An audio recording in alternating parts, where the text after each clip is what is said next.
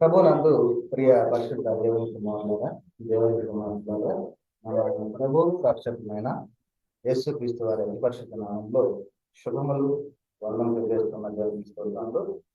మరి ఈ రోజున లేఖన భాగాన్ని చదువుకొని మన వాక్యాన్ని ప్రారంభించుకుందాం.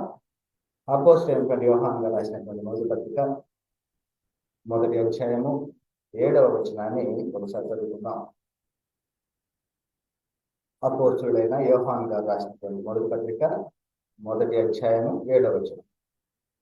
అయితే ఆయన వెలుగులో ఉన్న ప్రకారము మనమును వెలుగులో నడిచిన ఎడల మనము అన్యోన్య సహవాసము గలవారమై ఇందుము. అప్పుడు ఆయన కుమారుడైన యేసు రక్తము ప్రతి పాపము నుండి మనలను పవిత్రులుగా చేయు. ఈ రోజున ఆ యొక్క లేఖన భాగాన్ని ధ్యానం చేసుకుందాం, ప్రార్థన చేసుకుందాం, వాక్యాన్ని ప్రారంభించుకుందాం. ప్రార్థన. సకల ఆశీర్వాదములకు కారణభూతుడైన మా ప్రియ పరలోక తండ్రి, నీ కుమారు యొక్క రక్తంలో మమ్మల్ని విమోచించి నీ ఎదుట నిలబెట్టినటువంటి మహాకృపను అనుగ్రహించి ఉన్నందుకు స్తోత్రాలు తెలుస్తున్నాను ఆయన. తండ్రి, ఈ సమయంలో నీ వాక్యాన్ని అందించడానికి సిద్ధపడి ఉండగా నీకు ఆత్మ సహాయాన్ని అందించండి. నేను వాడుకోనండి. ఆత్మ సంబంధమైనటువంటి విషయాలు, ఆత్మ సంబంధ విషయాలు ప్రశ్నించుకుంటూ ఉన్నట్లు ప్రకటించడానికి నీకు జ్ఞానం శక్తిని దయచేయండి ఆయన. అదేవిధంగా వినుచున్నటువంటి ప్రతి ఒక్కరిలో తల్లి ఈ వాక్యమును ఫలింపజేసి ఆ వాక్య ప్రకారంగా అనుసరించి జీవించడానికి నీ కృపలో భద్రపరచమని అతి త్వరలో రానయ్యున్నటువంటి మా ప్రభువును రక్షకుడైన యేసుక్రీస్తు వారి అతి పరిశుద్ధ నామంలో మిక్కిలి వినయంగా ప్రార్థించి పెట్టుకుంటూ ఉన్నాం పరమ తండ్రి. ఆమె ఒక లేఖన భాగాన్ని మనము చదువుకొని ఉన్నాం. మనము ప్రభువుతో అన్యోన్య సహవాసము ఎప్పుడు కలిగి ఉంటాం? ప్రభువుతో అన్యోన్య సహవాసము ఉన్న తర్వాత పాపములు క్షమించబడతాయా? పాపములు క్షమించబడ్డ తర్వాత మనము ప్రభువుతో అన్యోన్య సహవాసం కలిగి ఉంటామా? ఒక లేఖన భాగాన్ని పరిశీలన చేసినట్టు క్రమంలో చాలా మంది విశ్వాసం నుండి తొలగిపోయే వారిని మనం చూస్తా ఉన్నాం. ఎందుకంటే క్రీస్తు రక్తంలో కడగబడిన తర్వాత మనము దేవునితోటి అన్యోన్య సహవాసం కలిగిన వారమై ఉంటాం, వెలుగు సంబంధులుగా మనం ఉంటాం. అయితే ఇక్కడ ఏం రాయబడి ఉన్నది లేఖనంలో? అప్పుడు అంటే దేవునితోటి సహవాసం, అన్యోన్య సహవాసం కలిగి ఉంటూ ఉన్న తర్వాతనే ఆయన కుమారుడైన యేసు రక్తము ప్రతి పాపం నుండి మనం పవిత్రంగా చేస్తుంది అనేటువంటిది ఇక్కడ రాయబడి ఉన్నటువంటిది. ఒక సందర్భంలో మనం పరిశీలన చేసినట్లయితే ఈ యొక్క లేఖనాలను గ్రహించగలగాలి అంటే మొదటిగా ఆత్మ సంబంధమైనటువంటి జన్మించాలి. ఆత్మ సంబంధముగా జన్మించినప్పుడు మాత్రమే పరిశుద్ధ గ్రంథంలో రాయబడినటువంటి ఇవన్నీ కూడాను మరి క్షుణ్ణంగా గ్రహించగలిగేటువంటి సామర్థ్యము మన విశ్వాసాన్ని బట్టి, మనం ఎదుగుతున్నటువంటి ఎదుగుదలను బట్టి, మనము పొందుకున్నటువంటి శక్తిని బట్టి మనము గ్రహించగలుగుతూ ఉంటాం యొక్క లేఖనాలను. అయితే చాలా మంది యొక్క లేఖనాలను అపార్థం చేసుకొని ప్రభు బల్లకు సమీపిస్తూ ఉన్నప్పుడు ఆదివారానికి ముందు శనివారం నాడే ఈ ప్రభు బల్ల సిద్ధపాటుకి వీరు సిద్ధపడతా ఉంటారు. ఎందుకంటే గత వారం నుంచి ఈ వారం వరకు ఏదైనా పాపము చేసి ఉంటే ఆ పాపములను క్షమించమని అడగటానికి వీరు ఒక శనివారాన్ని ఎన్నుకున్నారు. అదేవిధంగా ప్రభు బల్లలో కూడా పాలు పంపులు పొందుకునే ముందు కూడా పాపముల నిమిత్తమే ఈ ప్రభు యొక్క రక్తములోను రొట్టెలోను పాలు పంపులు పొందుకుంటే పాపాలు క్షమించబడతాయి అనేటువంటి కొంతమందిలో అపోహ ఉంది. వీటన్నిటి గల ప్రధాన కారణం ఏమిటంటే లేఖనాలను అపార్థం చేసుకుంటూ ఉన్నారు. పరిశుద్ధ గ్రంథంలో రాయబడినటువంటి లేఖనాలను అపార్థం చేసుకోవటం వల్లనే క్రీస్తు రక్తంలో కడగబడిన తర్వాత కూడా పాపంలో జీవిస్తూ, పాపములో బ్రతుకుతూ దేవునితో సహవాసం చేసేవారమని చెప్పుకుంటూ ఉన్నారు. ఒకసారి ఆలోచించండి పిల్లారా. దేవునితోటి సహవాసం అంటే వెలుగులో ఉన్నవారు మాత్రమే దేవునితో సహవాసం చేయగలుగుతారు. దేవునితో సహవాసం అంటే పాపములు క్షమింపబడిన వారు మాత్రమే దేవునితో సహవాసం చేయగలుగుతారు. దేవునితో సహవాసం అంటే ఆయన కుటుంబంలో చేర్చబడిన వారు మాత్రమే ఆయనతో సహవాసం చేయగలుగుతారు. దేవునితో సహవాసం అంటే ఆయన కుటుంబంలో ఆయన ఇంటిని వారుగా ఉన్నప్పుడు మాత్రమే, ఆయన చిత్తాన్ని నెరవేర్చేవారు మాత్రమే ఆయనతో సహవాసం చేసేవారుగా ఉంటారు అనేటువంటిది ప్రధానమైనటువంటి విషయం. మరి లేఖనాలను గ్రహించగలిగేటువంటి సామర్థ్యము కావాలి ప్రతి ఒక్కరికి.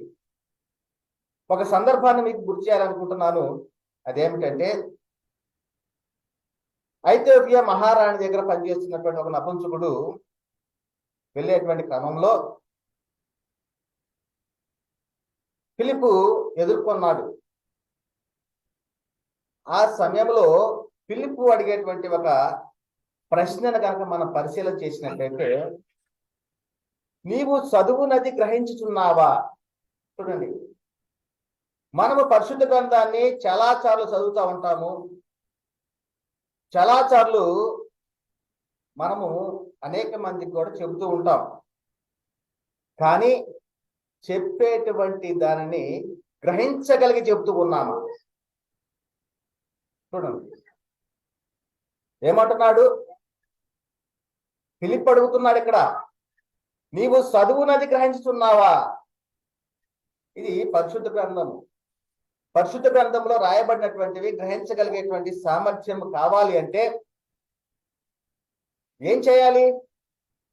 అదే విషయాలను మరి ఇక్కడ ఫిలిప్ గారు నపుంసకుడితోటి చెప్తున్నటువంటి సందర్భం ఏమిటంటే, నీవు చదువుతున్నది గ్రహించున్నావని అడుగుగా నపుంసకుడు అంటున్నాడు, అతడు ఎవడైనా నాకు త్రోవ చూపకుంటే ఎలాగూ గ్రహింపగలనని చెప్పి. నిజముగా నేటి కాలంలో చదువుకునేటువంటి విద్యార్థులను కనుక మనం పరిశీలన చేసినట్టయితే, వారు స్కూల్ దగ్గర నుంచి, కాలేజీల దగ్గర నుంచి కూడా బాల్యం నుండి ఉద్యోగం చేసే వరకు కూడా వారు అభ్యాసం చేస్తూనే ఉంటారు. ఎవరి వద్ద అంటే వాళ్ళు చెప్పేటువంటి టీచర్ల వద్ద. అదే విధముగా ఇక్కడ చెప్తూ ఉన్నటువంటి పరిస్థితి, నువ్వు చదువుతున్నది గ్రహించగలిగావా అని అడిగినప్పుడు నపుంసకుడు అంటున్నాడు, ఎవరైనా నాకు త్రోవ చూపుకుంటే ఎలాగూ గ్రహింపగలనని చెప్పాడు. ఆ తర్వాత అతనిని రథాన్ని ఎక్కించుకోవటము, ఆ రథాన్ని ఎక్కించుకున్నప్పుడు అతను చదివేటువంటి యెషయా గ్రంథంలో ఉన్నటువంటి వచన భావాలను తెలియజేయడం జరుగుతూ ఉంటుంది పిల్లరా. అదే విషయాన్ని ఇక్కడ చెప్తూ ఉన్నాడు. రథం ఎక్కి తనతో కూర్చుండమని ఫిలిప్పును వేడుకను అతడు లేఖనమందు చదువుతున్న భాగం ఏదనగా, ఆయన గొర్రె వలె వదకు తేబడెను, బొచ్చు కత్తిరించు అని ఎదుట గొర్రె పిల్ల ఎలాగ మౌనముగా ఉండెనో అలాగే ఆయన నోరు తెరవకుండెను. ఆయన దీనత్వమును బట్టి ఆయనకు న్యాయ విమర్శ దొరకకపోయాను. ఆయన సంతానము ఎవరు వివరించరు, ఆయన జీవము భూమి మీద నుండి తీసివేయబడినది. అప్పుడు నపుంసకుడు ప్రవక్త ఎవరిని గురించి ఇలాగ చెప్తున్నాడు. చూడండి, అంటే ప్రవక్తల గ్రంథాల్లో రాయబడినటువంటి విషయాలను మనం ఎలా గ్రహించాలి అంటే, ఇక్కడ ఇది ఎవరిని గురించి చెబుతూ ఉన్నాడు అనేటువంటిది నపుంసకుడికి వచ్చినటువంటి ఒక సందేహము. అప్పుడు ఫిలిప్పును అడిగితే ఫిలిప్ అంటున్నాడు, ఫిలిప్ నోరు తెరిచి ఆ లేఖనమును అనుసరించి అతనికి యేసుని గూర్చిన సువార్త ప్రకటించను. అంటే అప్పటికి ఫిలిప్పుకి అపోస్తుల ద్వారాగా బాప్తిసం పొంది అంటున్నాడు. ఫిలిప్పు సువార్తను ప్రకటిస్తూ ఉన్నవాడుగా ఉంటూ ఉన్నాడు. కనుకనే ఆ యొక్క వచ్చిన భావములను గురించి ఫిలిప్పు తోడు చెప్తూ ఉన్నాడు. చూడండి, ఒక అతను బాప్తిసం పొందని నపుంసకుడు, ఇంకొక అతను బాప్తిసం పొందినటువంటి ఫిలిప్పు. బాప్తిసం పొందినటువంటి ఫిలిప్పు బాప్తిసం పొందినటువంటి నపుంసకునితోటి ఆ యొక్క యెషయా గ్రంథంలో రాయబడినటువంటి లేఖనాలను గురించి వివరిస్తూ ఉన్నాడు. అది ఎవరిని గురించి అంటే యేసుని గూర్చినటువంటి ఇది అని. అందుకని అక్కడ యేసుని గూర్చిన సువార్త ప్రకటించను. నేటి కాలంలో ప్రకటించవలసినది సువార్త. చాలా మంది ప్రకటిస్తూ ఉన్నారు. ఏమిటంటే సంసోను దెలీలాల గురించి, దావీదు బెత్షెబాల గురించి, అబ్షలోము గురించి, ఇలాగా చరిత్రలో ఉన్నటువంటి రాజుల గురించి ప్రకటించే వారిని మనం చూస్తా ఉన్నాం. వినుట వలన విశ్వాసము, క్రీస్తుని గురించి మాటల వలననే విశ్వాసం కలుగుతుంది. కానీ దెలీలా గురించో, సంసాన్ గురించో, లేకపోతే బెత్షెబా గురించో చెప్పినందువలన మనకు విశ్వాసము కలగదు. అవి మనకు దృష్టాంతములుగా రాయబడి ఉన్నవి. ఒకప్పుడు ఇలా వాళ్ళు చేశారు, ఈ విధమైన శిక్షణ పొందుకున్నారు. ఒకప్పుడు వారు ఈ విధంగా దేవుని ఆజ్ఞలను అతిక్రమించారు, అతిక్రమించడం వలన ఈ విధముగా వారు నశించిపోయారు అనేటువంటివి పరిశుద్ధ గ్రంథంలో మనకు దృష్టాంతాలుగా రాయబడి ఉన్నవి. కానీ వాటిని గురించి నేటి కాలంలో క్రీస్తు సంఘములో ప్రకటించమని అయితే చెప్పబడటం లేదు ప్రియులారా. క్రీస్తు సంఘంలో ప్రకటించవలసింది ఏమిటంటే, క్రీస్తు చేసే ముఖ్యమైన మూలరాయులుగా అపోస్తులు, ప్రవక్తలు పునాది మీద మీరు కట్టబడి ఉన్నారు. కాబట్టి అపోస్తులు, ప్రవక్తలు ఏదైతే ప్రకటించి ఉన్నారో దానిని మాత్రమే ప్రకటించాలి నేటి కాలంలో ఉన్నటువంటి క్రీస్తు సంఘంలో చేర్చబడిన ప్రతి ఒక్కరికి. కనుక ప్రియులారా, మరి ఈ విధముగా మరి అక్కడ ఏం జరిగిందంటే, యేసుని గురించిన సువార్త ప్రకటించాడు. వారు త్రావలో వెళుతుండగా నీళ్లున్న ఒక చోటికి వచ్చినప్పుడు నపుంసకుడు, ఇదిగో నీళ్లు, నాకు బాప్తిస్మం ఇచ్చుటకు ఆటంకమేమని అడిగి రథము నిలుపమని ఆజ్ఞాపించెను. ఫిలిప్పు, నపుంసకుడు ఇద్దరును నీళ్ళలోనికి దిగారు. అంతటా ఫిలిప్పు అతనికి బాప్తిస్మం ఇచ్చాను. నిజంగా నేటి కాలంలో చాలా మంది బాప్తిస్తానికి వ్యతిరేకించేవారు చాలా మందిని చూస్తా ఉన్నాం. ఎందుకంటే మేము చిలకరింపు బాప్తిసాలు ఇస్తూ ఉన్నాము, చిన్నప్పుడే పిల్లలకు బాప్తిసాలు ఇచ్చేసాము, అదేవిధంగా సిలువ గుర్తులేసి బాప్తిసాలు ఇస్తూ ఉన్నాము అనేటువంటిది చాలా మంది దేవుని నీతిని నెరవేర్చినటువంటి వారిని మనం చూస్తా ఉన్నాం. అటువంటి వారు స్పష్టంగా తెలుసుకోవాలి. ఇక్కడ క్రీస్తు యేసు క్రీస్తు వారు పునరుద్ధరణైన తర్వాత క్రీస్తు యేసు అపోస్తులు ప్రకటిస్తూ ఉన్నటువంటి కాలంలో నపుంసకుడు బాప్తిస్మం పొంది ఉన్నాడు. ఎక్కడ పొంది ఉన్నాడంటే నీళ్లు అని ఇక్కడ చెప్పబడతా ఉన్నాడు. ఫిలిప్పు అదే విధముగా నపుంసకుడు ఇద్దరు కూడా నీళ్లలోనికి దిగినట్లుగా మనం చూస్తా ఉన్నాం. నేటి కాలం చాలా మంది కూడా చిన్న గాబుల్లో బాప్తిస్మం తీసుకుని అతను నిలవబెట్టి ఇతను ఒడ్డున ఉండి కూర్చోబెట్టు లేకపోతే ముంచో ఏదో ఒకటి విధంగా బాప్తిస్మం ఇస్తూ ఉన్నాం అనేటువంటి చూస్తూ ఉన్నాం. అది వాక్యానుసారమైనటువంటి కాదు. ఒకసారి ఆలోచించండి, ఇక్కడ ఎక్కడ నీళ్లు ఇక్కడ ఉన్నవి, ఇక్కడ నాకు బాప్తిస్మం ఏమంటాం. బాప్తిస్మం అంటే ఏమిటి? ఆయన యొక్క క్రీస్తు యేసు యొక్క మరణములోను, సమాధిలోను, పునరుద్ధానంలోను ఐక్యం అవటమే. తద్వారా ఏం జరుగుతుందంటే క్రీస్తుని ధరించుకుంటున్నాము, క్రీస్తు మహిమను ధరించుకుంటున్నాం ప్రియులారా. మరి ఆ క్రమంలో ఏమిటి అంటే, మనము వెలుగులో ఉన్న ప్రకారము, మనము వెలుగులో నడిచిన ఎడల మనము అన్యోన్య సహవాసం గలవారమై ఉందుము. అప్పుడు ఆయన కుమారుడైన యేసు రక్తము ప్రతి పాపం నుండి మనం పవిత్రులుగా చేయను అనేటువంటిది అపార్థం చేసుకున్నటువంటి పరిస్థితిని మనం చూస్తూ ఉన్నాం పిల్లగా. ఎప్పుడు మన పాపాలు క్షమించబడతాయి? ఈరోజు మన అంశం ఏంటంటే, మన పాపములు ఎప్పుడు క్షమించబడతాయి? క్షమించబడిన తర్వాత మనం దేవునితో సహవాసం చేస్తూ ఉన్నామా? క్షమించబడక ముందు దేవునితో సహవాసం చేస్తూ ఉన్నామా? ప్రాముఖ్యమైన విషయం. మరి వాక్యమును అనగా సువార్తను విని విశ్వసించి పశ్చాత్తాపడి మారు మనసు పొంది పాప క్షమాపణ కొరకు అపోస్తుల బోధ ప్రకారముగా యేసుక్రీస్తు నామములో బాప్తిస్మం పొందినప్పుడు మన పాపములకు క్షమాపణ కలుగుతుంది. ఈ పాపము క్షమాపణ కలిగినప్పుడే మనము వెలుగులో నడవగలము, మనము ఆయనతో అన్యోన్య సహవాసం గలవారమై కూడా ఉంటాము. అయితే ఆయనతో అన్యోన్య సహవాసం గలవారం చెప్పుకొనుచు చీకటిలో నడిచిన ఎడల మనం అబద్ధమాడుచు సత్యమును జరిగింపకుందుము అనేటువంటిది కూడా పరిశుద్ధ గ్రంథంలో రాయబడిన పిల్లల. కనుక ఎందుకు బాప్తిస్మం తీసుకోవాలి? ఎందుకు అంటే ఆయనతో సహవాసం చేయటం కొరకు. క్రీస్తు రక్తంలో ఎందుకు కడగబడుతున్నాం అంటే మన పాపాలు క్షమించట కొరకు, మన పవిత్రపరచబడట కొరకు. అదే విషయం ఇక్కడ రాయబడి ఉన్నది, మీ దోషములు మీకును మీ దేవునికి అడ్డుగా ఉన్నవి. బాప్తిస్మం పొందని వారి పరిస్థితి ఇది.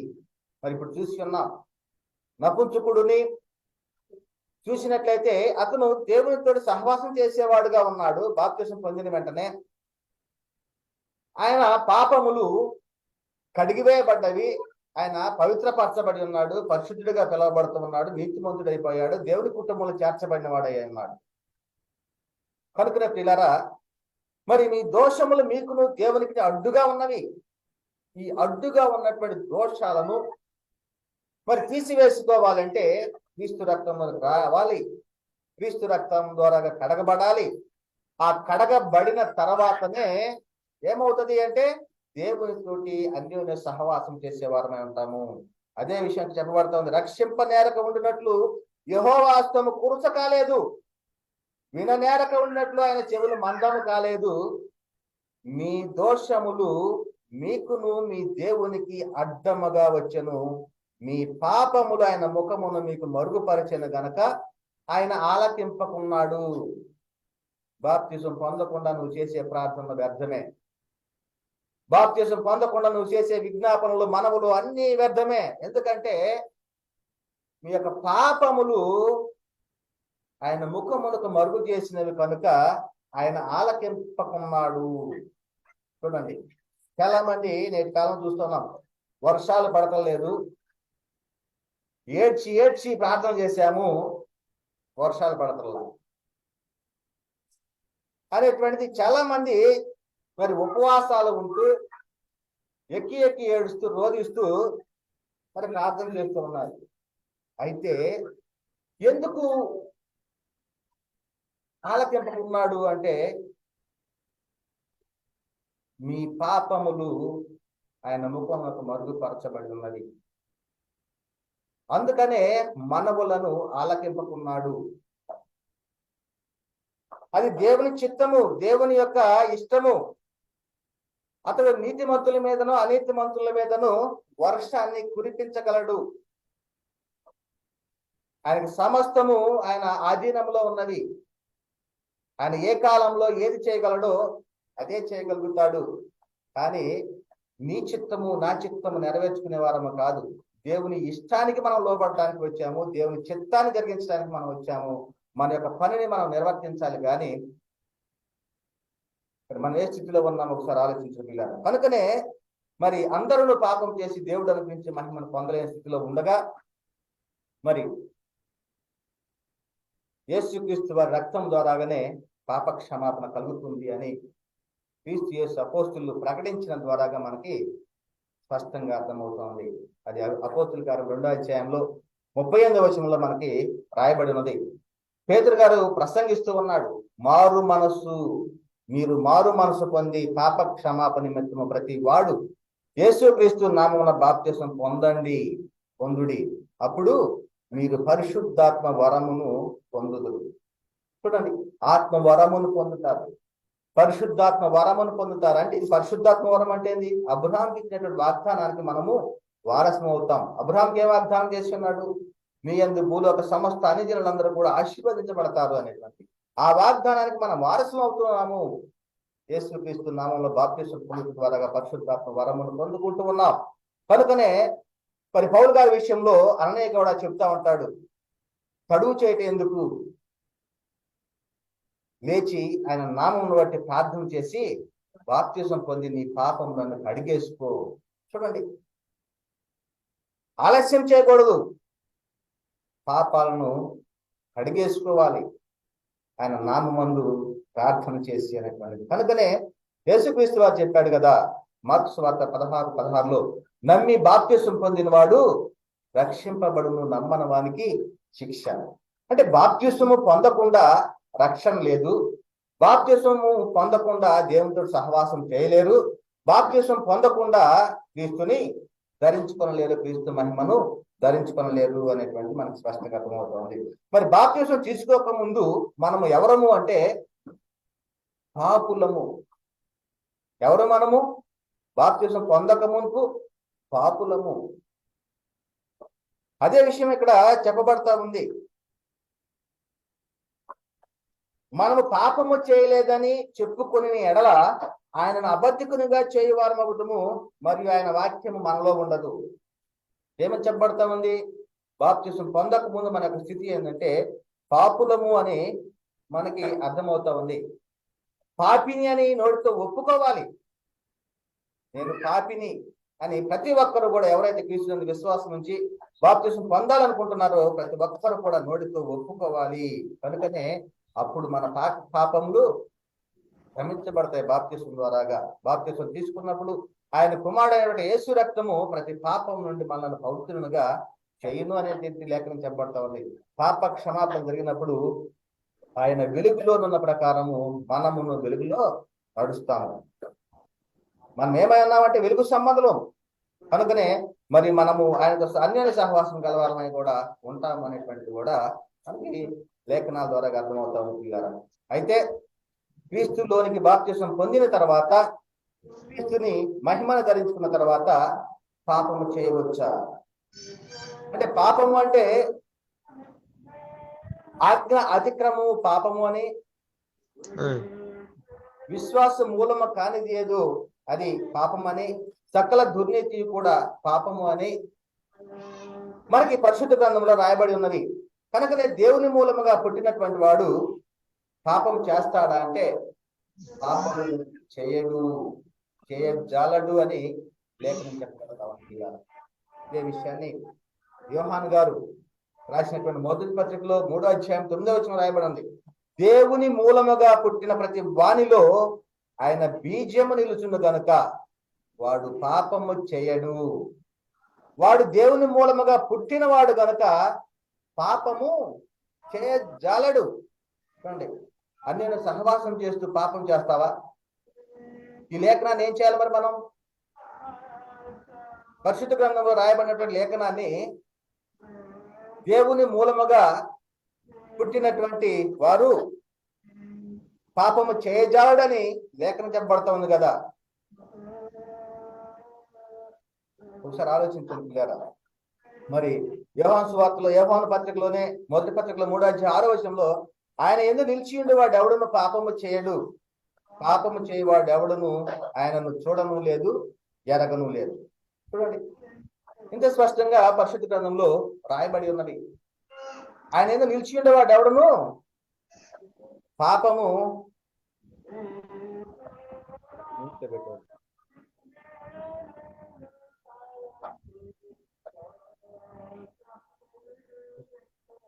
అయితే యోహాను గారు రాసిన మొదటి పత్రికలో 5వ అధ్యాయం 17వ వచనంలో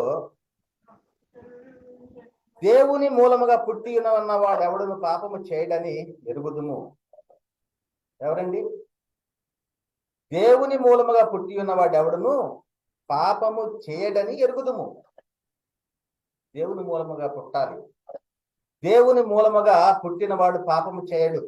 పాపము చేస్తూ దేవునితోటి సహవాసము చేయడు. చూద్దాం ఒకసారి లేఖనాన్ని. యోహాను గారు రాసిన మొదటి పత్రిక 5వ అధ్యాయం 17వ వచనంలో దేవుని మూలముగా పుట్టి ఉన్నవాడు ఎవడును పాపము చేయడని ఎరుగుదుము. దేవుని మూలముగా పుట్టినవాడు తన్ను భద్రము చేసుకొనును గనుక దుష్టుడు వానిని ముట్టడు.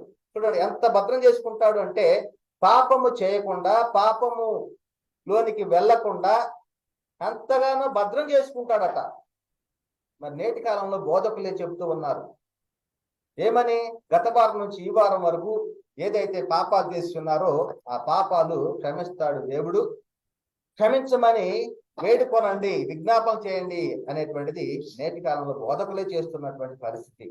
కానీ వీళ్ళు లేఖనాలను చదివేటువంటి వారు కాదు, పరిశుద్ధంగా జీవించడానికి సంఘంలోనికి చేర్చబడినటువంటి వారు కాదు. ప్రియులారా, ఒకసారి ఆలోచించండి. మనం క్రీస్తుని శిరస్సుగా గల సంఘంలో చేర్చబడ్డామంటే మొదటిగా పరిశుద్ధపరచబడ్డాం, పరిశుద్ధులుగా ఉండుటకు పిలువబడి ఉన్నాం.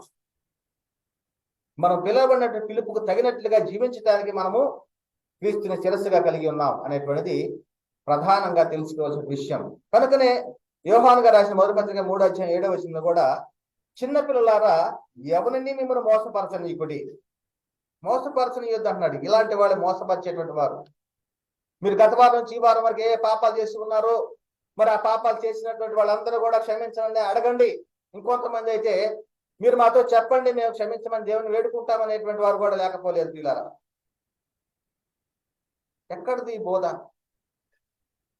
ఎక్కడి నుంచి వచ్చింది ఈ బోధ అంటే ఇది అపవాది బోధ. క్రీస్తుని శిరస్సుగా సంఘంలో చేర్చబడినటువంటి వారు పరిశుద్ధులు, పరిశుద్ధులుగా ఉండుటకు పిలువబడినటువంటి వారు. అదే విషయాన్ని ఇక్కడ చెప్పబడుతూ ఉంది ఏంటంటే, ఎవరిని మిమ్మల్ని మోసపరచనీకుడి, ఆయన నీతిమంతుడై ఉన్నట్టు నీతిని జరిగించు ప్రతి వాడు నీతిమంతుడు. నీతిని జరిగించాలి. నీతిని జరిగించడం అంటే ఏంటి? ఆయన ఆజ్ఞలను గైకొనటమే నీతిని జరిగించటం. కనుకనే పాపం చేసేటువంటి వారు ఎవరి సంబంధులు అంటే అపవాది సంబంధులు అని పరిశుద్ధ గ్రంథంలో రాయబడి ఉన్నది. అదే విషయాన్ని యోహాను గారు రాసిన మొదటి పత్రికలోని 3వ అధ్యాయం రాయబడి ఉన్నది. అపవాది మొదటి నుండి పాపం చేస్తున్నాడు కనుక పాపము చేయువాడు అపవాది సంబంధి. ఎవరు సంబంధులు వీళ్ళు? గత వారం నుంచి ఈ వారం వరకు చేసిన పాపాలు క్షమించమని అడిగేటువంటి వాళ్ళు అంటే అపవాది సంబంధులు.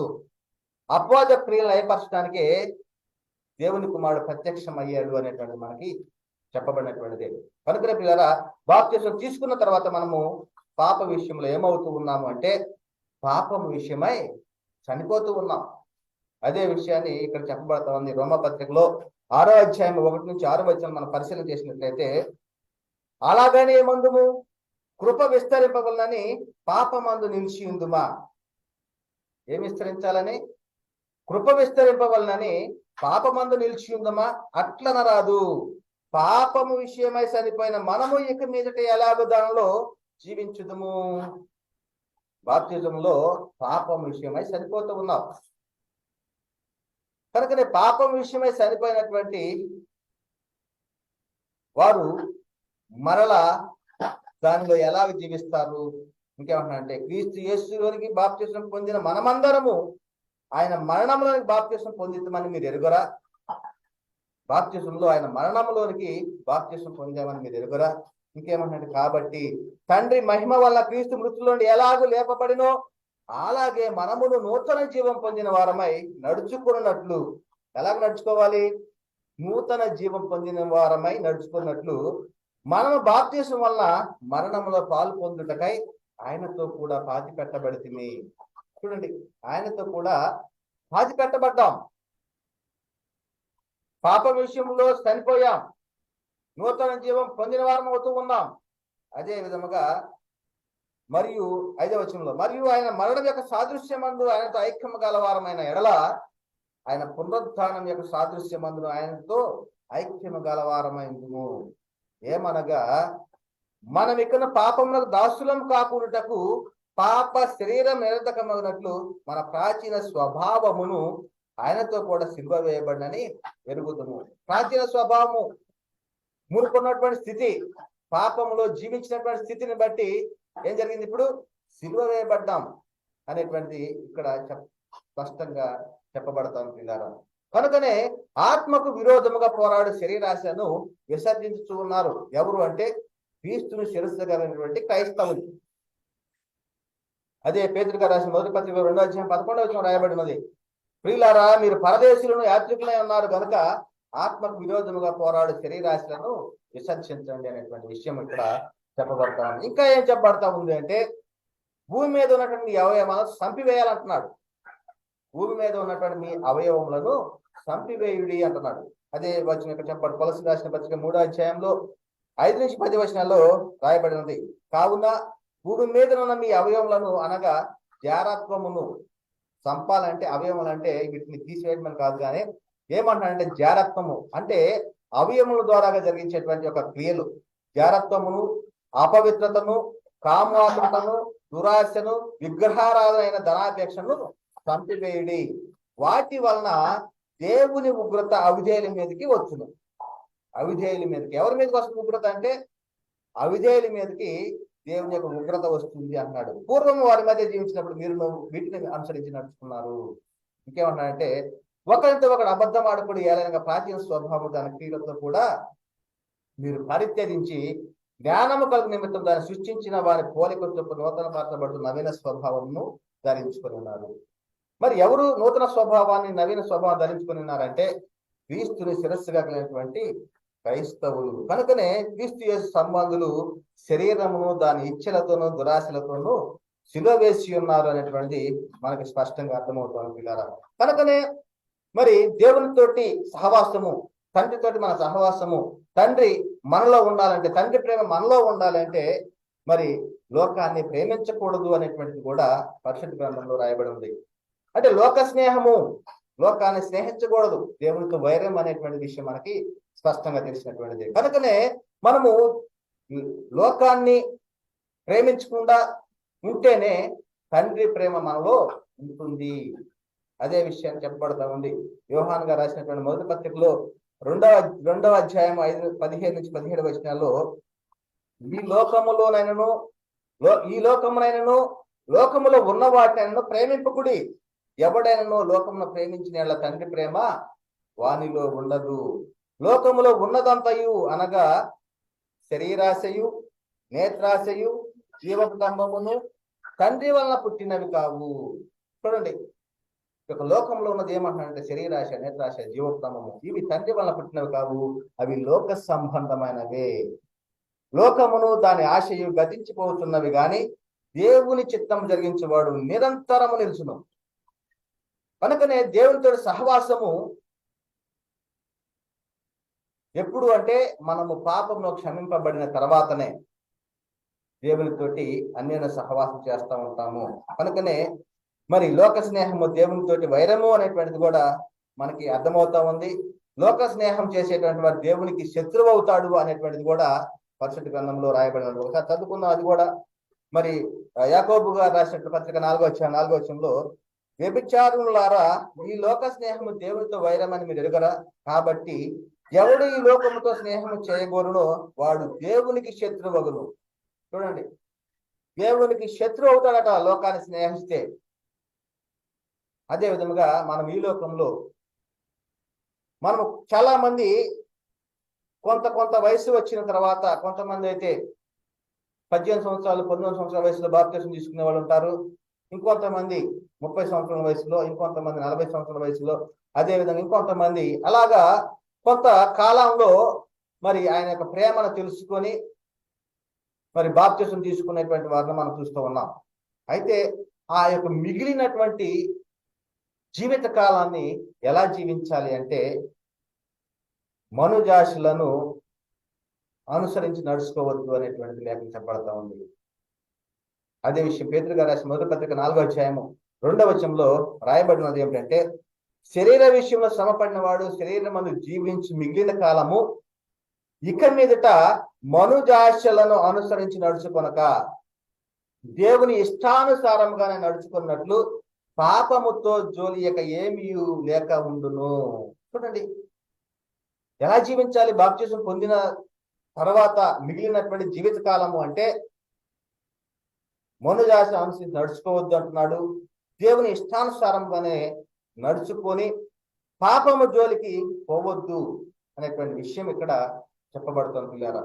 కనుకనే మరి పేతురు గారు రాసినటువంటి 2వ పత్రికలో 2వ అధ్యాయం 14వ వచనంలో కూడా, వ్యభిచారిని చూసి ఆశించు పాపము మానలేని కన్నులు గలవారును అస్థిరులైన వారి మనస్సులను మరులు కలుపుతూ లోబెత్తమందు సాధకము చేయబడిన హృదయము గలవారును శాపగ్రస్తులై ఉంది. మరి ఇటువంటి స్థితిలోకి వెళ్ళేటువంటి పరిస్థితి ఉంటుంది అనేటువంటి విషయం ఇక్కడ చెప్పబడుతుంది. కనుకనే నీతి ప్రవర్తన గలవారై పాపము చేయొద్దు అంటున్నాడు.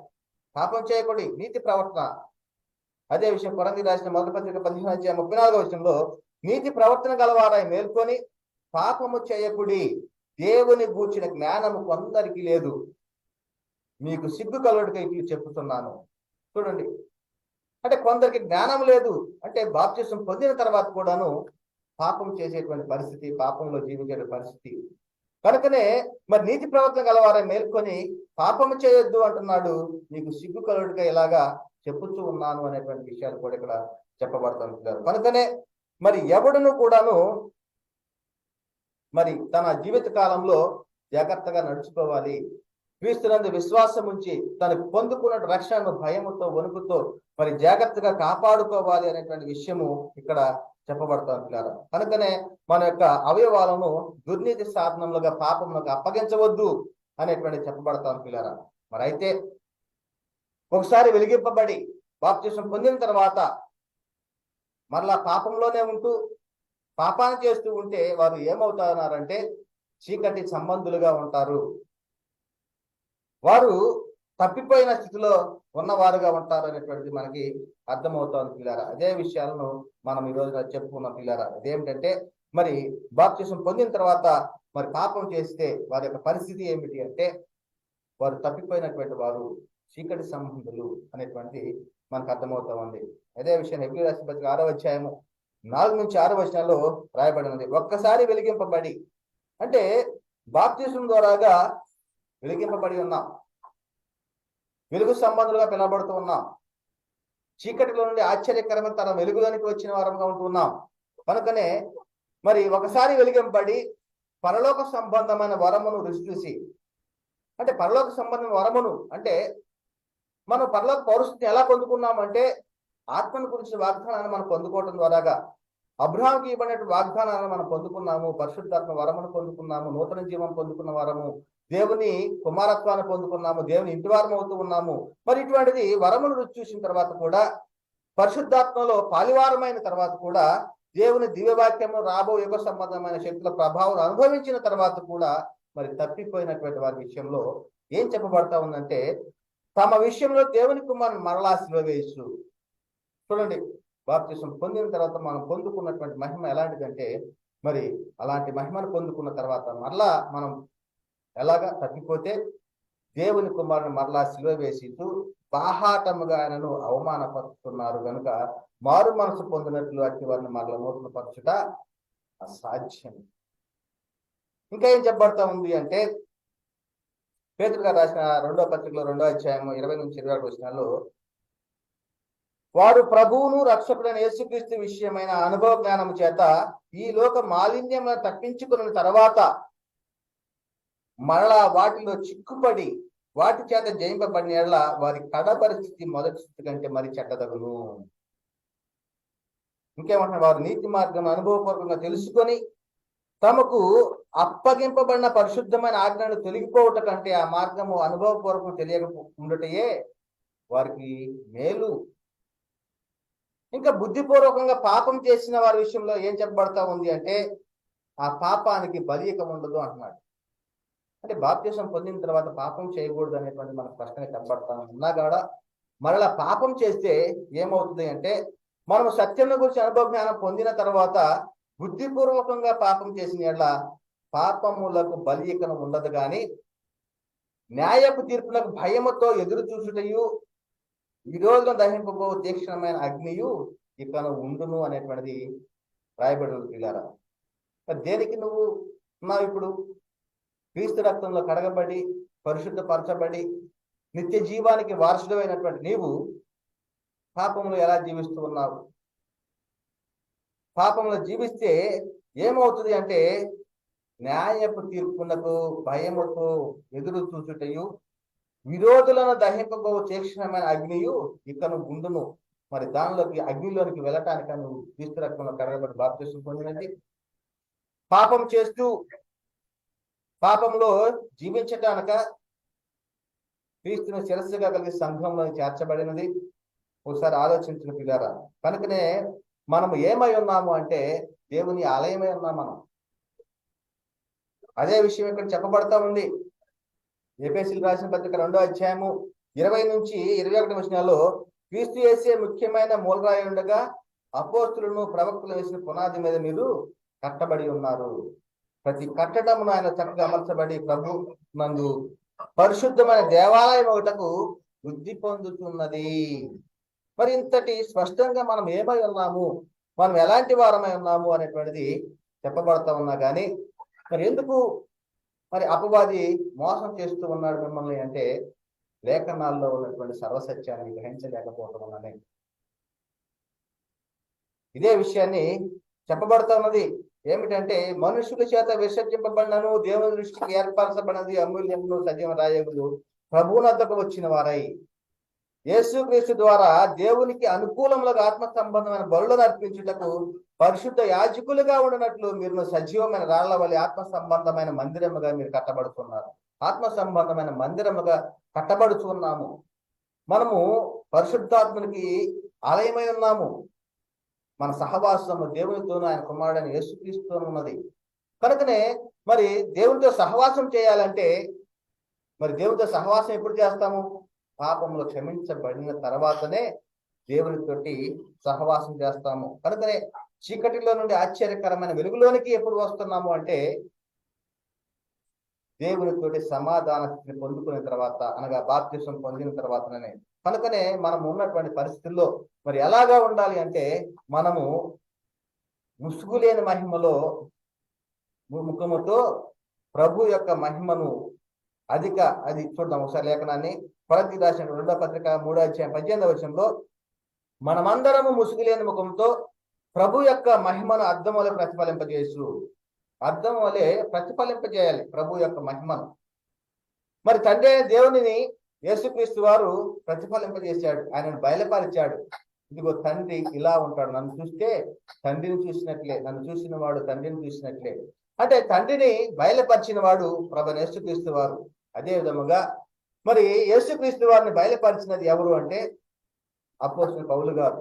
ఆయనను నా యందు బయలుపరచ ఉద్దేశించి అనుగ్రహించినప్పుడు అనేటువంటి పౌలు గారు చెప్పిన మాటలు మనము జ్ఞాపకం చేసుకుంటున్నాం. అదే విధముగా మనము ఎలా ఉండాలి అంటే, ప్రభు యొక్క మహిమను అర్థం వల్ల ప్రతిఫలింపజేస్తూ మహిమ నుండి అధిక మహిమను పొందుతూ ప్రభు ఆత్మ చేత ఆత్మలిగానే మార్చబడుతూ ఉన్నాము. కనుక పిల్లరా, ఒకసారి ఆలోచించండి, అర్థం చేసుకోవటానికి ప్రయత్నం చేయండి. మనము ప్రభువును సంతోష పెట్టినట్లుగా, ఆయన తగినట్లుగా నడుచుకోవాలి. అంతేగాని దేవునికి శత్రువులు అవ్వటానికి కాదు, లోక స్నేహం చేసి దేవునితో వైరాన్ని పెట్టుకునే వారం కాదు. కనుక పిల్లరా, కొలస్సీ రాసిన పత్రిక 1వ అధ్యాయం 9 నుంచి 12 వచనం రాయబడింది. అందుచేత ఈ సంగతి విని నాటి నుండి మేము మీ నిమిత్తం ప్రార్థన చేయడం మానక, మీరు సంపూర్ణ జ్ఞానమును ఆత్మ సంబంధమైన వివేకము గలవారును ఆయన చిత్తమును పూర్ణముగా గ్రహించిన వారునై ప్రతి సత్కార్యంలో సఫలుడగుతూ దేవుని విషయమైన జ్ఞానమందు అభివృద్ధి పొందుచు అన్ని విషయంలో ప్రభువును సంతోషపెట్టినట్లు, అన్ని విషయంలో ప్రభువును సంతోషపెట్టినట్లు ఆయనకు తగినట్లుగా నడుచుకోవాలని ఆనందంతో కూడిన పూర్ణమైన ఓర్పును దీర్ఘశాంతము కనపరచినట్లు ఆయన మహిమా శక్తిని బట్టి సంపూర్ణ బలముతో బలపరచబడవాలని. మరి ఈ విధముగా మరి చెప్పబడుతున్నటువంటి విషయాలను మనము గ్రహించగలుగుతున్నామా? మనం ఏ విధంగా ఉన్నాము? మనము జాగ్రత్తగా ఉండాలి ఈ లోకంలో జీవించేటువంటి ఒక మిగిలినటువంటి ఒక ఆయుష్ కాలాన్ని. కాబట్టి మనము కూడా మరి ప్రతి భారమును సులువుగా చిక్కులు పెట్టి పాపం నుండి విడిచిపెట్టి విశ్వాసంలో కర్తయు దాన్ని కొనసాగించేవాడైనటువంటి యేసు ప్రభువు వైపు చూస్తూ మన ఎదుట ఉంచబడినటువంటి పందెములో ఓపికతో పరిగెత్తుదము. ఆయన తన ఎదుట ఉంచబడిన ఆనందము కొరకు అవమానము నిర్లక్ష్య పెట్టి శిలువను సహించి దేవుని సింహాసనం యొక్క కుడి పార్శ్వమున ఆసీనుడై ఉన్నాడు. కనుక పిల్లరా, మన ఎదుట ఉంచబడినటువంటి యొక్క పరుగు పందెంలో కూడా మనం ఎలా ఉండాలి అంటే ఓపికతో పరిగెత్తే వారముగా ఉండాలి.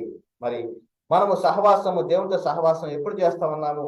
పాపములు క్షమించబడిన తర్వాత, పాపము క్షమించబడక ముందే మనము దేవునితో సహవాసం చేస్తున్నామంటే మనము పాపంలో క్షమింపబడిన తర్వాతనే దేవునితోటి అన్యోన్య సహవాసం చేసేవాళ్ళని ఉంటామనేది ప్రాముఖ్యంగా తెలుసుకోవాలి. మరి ఇప్పటి వరకు చెప్పినటువంటి యొక్క విషయాలను బట్టి మరి ఏ విధంగా జీవించాలి?